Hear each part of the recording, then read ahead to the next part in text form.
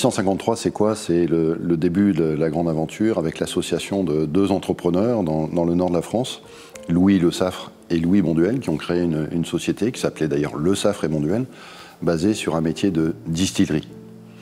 Et puis la deuxième génération, qui a eu cette particularité, chacun des deux fils de Louis Bonduelle et Louis Le Saffre, qui s'appelait également Louis et Louis d'ailleurs, a épousé chacun la sœur de l'autre. Et c'est là que c'est devenu réellement familial. En 1862, c'est l'arrivée à Renescure, qui est devenu un peu le siège historique à la fois de la famille et de l'entreprise, avec la distillerie qui siégeait au centre de la propriété. Malheureusement, on arrive là à la fin de la troisième génération, la quatrième génération arrive, et figurez-vous que dans le Nord et dans la famille, on fait beaucoup d'enfants. Mon grand-père avait 13 frères et sœurs, ma grand-mère avait également 13 frères et sœurs. Et donc, arrivé à l'âge de 22, 23, 24 ans, ils se sont dit, mais ça ne va pas donner du boulot à tout le monde. Et entrepreneurs comme ils étaient, ils ont décidé de créer une toute petite activité de conserve de produits de la ferme. En fait, dans un des ateliers, dans une des granges de Renescure, où ils ont installé une sertisseuse à pédales, etc. Et puis ils ont semé 16 hectares de petits pois, puis avec ça ils ont fait 90 000 boîtes. 90 000 boîtes, pour vous donner une idée, c'est à peu près ce qu'on fait en une heure sur une ligne dans une usine actuelle, quoi.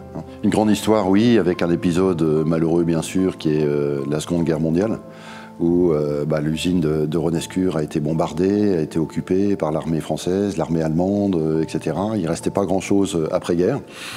Et puis là, tout le monde a pris son courage à deux mains pour reconstruire tout ça, pour moderniser au passage à la fois la récolte des petits pois et puis des installations de bassines en cuivre, etc.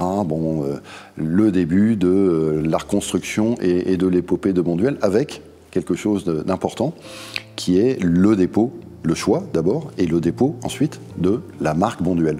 Et ce n'est qu'à la fin des années 50 qu'un virage stratégique d'arrêter la partie principale du business qui était encore la distillerie pour recycler les subventions reçues en France pour tout mettre dans la conserve. Il y a une autre révolution importante qui arrive à la fin des années 60, c'est l'arrivée d'une technologie nouvelle qui est celle du surgelé. Et donc les dirigeants de l'époque, de la 5e génération cette fois, décident de partir vers le surgelé. La restauration, c'était un peu l'exutoire à produits de mauvaise qualité. Et ils ont eu cette vision de on va faire une marque professionnelle, de professionnels qui parlent à des professionnels, avec des niveaux de qualité, avec des innovations aussi particulièrement étudiées pour ce segment de clientèle-là. Et puis de l'autre côté, l'internationalisation, le début de l'internationalisation, avec les premiers pas en Allemagne, mais c'est aussi le Benelux, c'est l'Italie, donc des produits des pays proches de la France, et qui étaient donc accessibles logistiquement parlant. Et c'est le début d'une grande aventure, l'aventure du maïs. Oui, une énorme aventure, parce qu'un produit très différent des autres, mais surtout qui ne pousse absolument pas aux mêmes endroits que les légumes verts, type petits pois, etc., qui se passaient à l'époque en Nord-Picardie. Et donc il a fallu délocaliser la production vers le sud de la France, vers le sud-ouest exactement. Et puis dans la même période, on a continué l'expansion géographique en allant cette fois vers l'Ibérique, l'Espagne et le Portugal. Alors en France, il arrive un événement extraordinaire. C'est que nous avons eu l'occasion d'acheter la marque de notre principal concurrent, la marque Cassegrain. Et dans le même temps, l'expansion géographique a continué, et donc d'arriver en Hongrie, d'arriver en Pologne, d'arriver en Tchéquie, etc. Nous sommes en 97, on fait une pause? Non, on n'est pas le genre à faire des pauses. Il y a un virage important qui a été décidé à ce moment-là. C'est que si on regarde Bonduelle de ce moment-là, c'était en conserve et en surgelé, et pourquoi pas en frais. Et donc cette décision majeure de lancer une troisième et même une quatrième technologie, c'est-à-dire d'aller signer des produits frais, ce sont des salades en sachet, mais c'est aussi une quatrième technologie des salades traiteurs à la marque Bonduelle. Un autre événement majeur en 98 qui a été notre arrivée en bourse. On sera bientôt donc aux 20 ans de la fondation. Nous avons créé une fondation d'entreprise qui s'appelle la fondation Louis Bonduelle, Louis du nom de l'ancêtre, le tout premier, enfin les deux premiers puisqu'ils s'appelaient tous les deux Louis. pour apporter notre pierre à l'édifice de l'amélioration de la santé des gens, tout simplement. À ce moment-là, on a fait à peu près le tour de l'Europe, j'ai envie de dire de Brest jusqu'à l'Oural. Donc d'un point de vue géographique, où est-ce qu'on pourrait aller? Et c'est là que nous avons fait ce grand pas à travers l'Atlantique pour arriver en Amérique du Nord.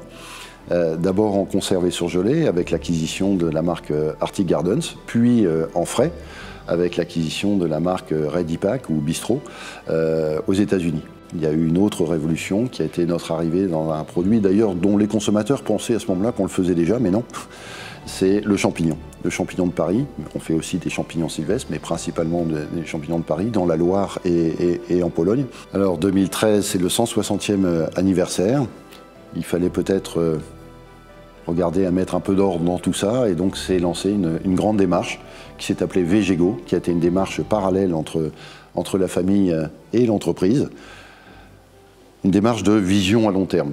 Et c'est cette démarche qui a été lancée et qui a abouti à l'ambition de devenir le référent du bien-être à travers l'alimentation végétale. C'est ça VGEGO. VGEGO étant depuis devenu, plus récemment d'ailleurs, un projet d'entreprise Inspire qui veut que nous soyons inspirants pour la transition végétale, pour le bien-être de l'homme et de la planète. Nous sommes convaincus, nous sommes restés quelque part des paysans, qu'à travers le végétal, eh bien, ça fait du bien à tout le monde, et y compris à la planète. Préserver, et du coup, d'où la signature de Bonduelle, la nature, notre futur. Absolument, je pense que c'est à la fois très concis et très évocateur, très simple. Ça prouve tout simplement en 4 mots, ça résume toute l'ambition de Bonduelle. Et aujourd'hui, on a la grande fierté d'ailleurs d'avoir 40% déjà de notre chiffre d'affaires qui est labellisé Bicorp, pour avoir quelque part un tampon qui montre le sérieux de l'ensemble des engagements de Bonduelle. J'espère vraiment que les 170 ans que nous venons de passer, eh ben, on est reparti pour 170 autres années, donc bon anniversaire Bonduelle.